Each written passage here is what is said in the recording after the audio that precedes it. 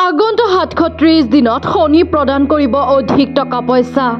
সূৰ্য পুত্ৰৰ আশীৰ্বাদত ৰজাৰ দৰে জীৱন যাপন হ'ব কেইটামান ৰাশিৰ। সুখ আৰু আনন্দময় জীৱন যাপন হ'ব তিনিটা ৰাশিৰ। সবিশেষ জানিবলৈ চাব আমাৰ এই বিশেষ প্ৰতিবেদন। জ্যোতিষশাস্ত্ৰ মতে শনিদেৱ আটাইতকৈ ধীৰ গতিশীল গ্ৰহ। প্ৰতি 2.5 বছৰ পিছে পিছে শনি নিজৰ ৰাশি পৰিৱৰ্তন কৰি থাকে। 30 বছৰ পিছত এইবাৰ শনি নিজৰ মূল ত্ৰিকোণ ৰাশি কুম্ভ ৰাশিত বিৰাজমান। যোৱা 17 জানুৱাৰী 2023 বৰ্ষৰ কুম্ভ ৰাশিত প্ৰৱেশ কৰিছে শনি। তাৰ পিছতেই ডাঙৰ ঘটনা ঘটিবলৈ ধৰে। শনিয়ে যোৱা 2023 বৰ্ষৰ 17 জুন তাৰিখে শনি বক্ৰী হৈছিল। আগন্তুক 4 নৱেম্বৰ 2023 বৰ্ষৰ পৰা শনি নিজৰ চালৰ পৰিৱৰ্তনৰ ফলত বক্ৰী পৰা মাৰ্গী হ'ব শনিদেৱ। কুম্ভ ৰাশিত শনি থাকিব 2025 বৰ্ষলৈ। এই সময়ত তিনিটা ৰাশি জাতক জাতিকাৰ জীৱনত ডাঙৰ প্ৰভাৱ আহিবলৈ গৈ আছে। শনিদেৱ তাৰ নিজৰ প্ৰিয় ৰাশি কুম্ভ ৰাশিত ভ্ৰমণ কৰিব আগন্তুক 2025 বৰ্ষলৈ। কুম্ভ ৰাশিত শ মহাপুৰুষ ৰাজযোগৰ সৃষ্টিও কৰিছে।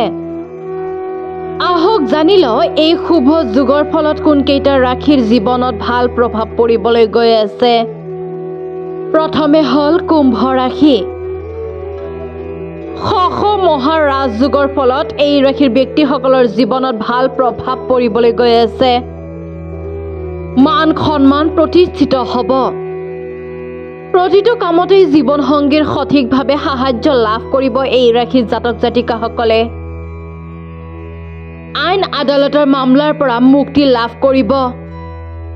অতি সহজতেই আইনী মামলাৰ পৰা বিজয়ী হ'ব। অংশীদাৰী কামত সাফল্য লাভ কৰিব কুম্ভ ৰাশিৰ জাতক জাতিকাসকলে। চাকৰি ব্যৱসায়ত লাভৱান হ'ব এই ৰাশিৰ জাতক জাতিকাসকলে।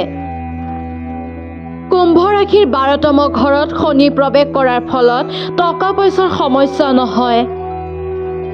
সঞ্চয় কৰিব পাৰিব এই ৰাশিৰ জাতক জাতিকাসকলে। তুলা ৰাশি। শনিদেৱ কুম্ভ ৰাশিত অৱস্থান কৰাৰ ফলত এই ৰাশিৰ জাতক জাতিকাসকলৰ ডাঙৰ পৰিমাণৰ টকা আহিব জীৱনত। কিয়নো ৰাশিৰ পঞ্চম ঘৰত ভ্ৰমণ কৰিছে শনিদেৱ। 2025 বৰ্ষলৈ এই অৱস্থানতে বিৰাজ কৰিব শনি। এই সময়ত তুলা ৰাশিৰ জাতক জাতিকাসকলে সন্তানৰ দিশৰ পৰা যিকোনো শুভ সংবাদ পাব। প্ৰেমৰ পৰিণতি অতি ভাল হ'ব। প্ৰেম ৰূপান্তৰ হ'ব বিয়ালৈ।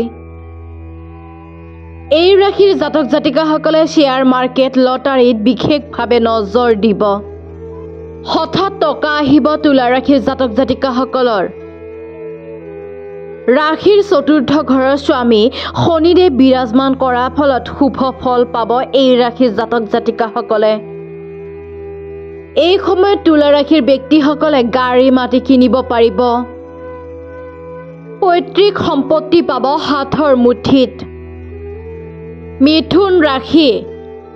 এই ৰাশিৰ জাতক জাতিকাসকলৰ কাৰণে অত্যন্ত ভাল খবৰ বৈ লৈ আহিব। কিয়নো শনিদেৱ ৰাশিৰ পঞ্চম ঘৰত অৱস্থান কৰিছে। ইয়াৰ ফলত এই সময়ত ভাগ্যৰ সংগ লাভ কৰিব এই ৰাশিৰ জাতক জাতিকাসকলে। এই সময়ত চাকৰিজীৱীসকলে কৰ্মক্ষেত্ৰত অত্যন্ত ভাল ফলাফল লাভ কৰিব।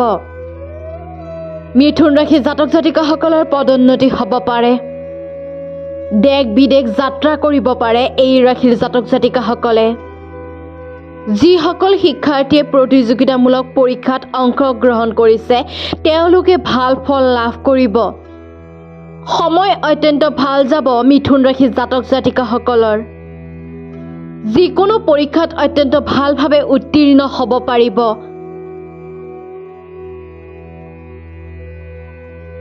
যিকোনো ডাঙৰ কামত সিদ্ধি লাভ কৰিব। মিথুন ৰাশি ব্যক্তিসকলৰ জীৱনত কোনো সমস্যাই নাথাকে।